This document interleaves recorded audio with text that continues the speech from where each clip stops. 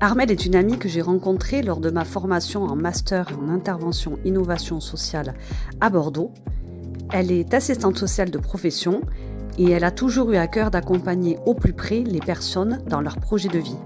Elle sait mobiliser les ressources et tenir compte de leur fragilité, ce qui, à mon sens, représente une garantie pour un accompagnement de qualité.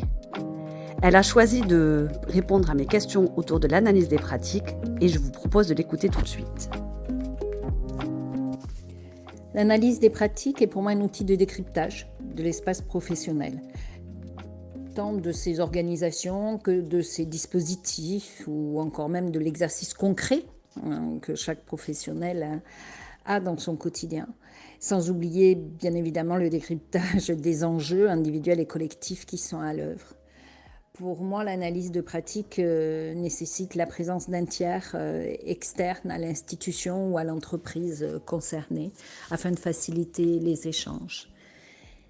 Je pense que les effets de l'analyse de pratique, de l'analyse des pratiques, sont multiples. Je retiendrai particulièrement sa participation au bien-être au travail, en favorisant une meilleure communication entre les professionnels. Je dirais aussi que l'analyse des pratiques favorise le désamorçage de situations professionnelles complexes et que c'est un espace de réflexion qui permet un arrêt sur image afin de réfléchir au sens que l'on donne à un quotidien professionnel très rythmé qui nous amène parfois à perdre justement le sens au travail et l'essence du travail. Je peux dire qu'à titre personnel, l'analyse des pratiques représente pour moi un temps qui m'a toujours permis de retrouver du commun, tant dans le faire commun que dans le penser commun. C'est donc un outil indispensable à mes yeux dans le cadre professionnel du champ social, médico-social, sûrement au-delà, mais celui que je connais, ceux que je connais, ce sont ces deux champs professionnels.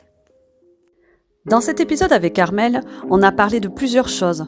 On a parlé de sociologie des organisations, comment l'institution s'organise et quel effet a cette organisation sur le travail des salariés et des professionnels. On a aussi parlé bien-être au travail, et ça, c'est une notion très importante pour moi. Comment peut-on favoriser une meilleure communication, de meilleurs échanges dans une équipe pour que le travail soit plus efficient et puisse se faire un peu plus dans la douceur et dans la bienveillance.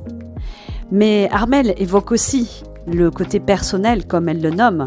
Elle indique aussi comment on peut retrouver du commun, du sens commun, de l'action commune, du penser commun. Effectivement, c'est une vraie question. Faire ensemble, penser ensemble, créer un récit commun et faire des pratiques communes, voilà, il me semble, un des enjeux dans les institutions.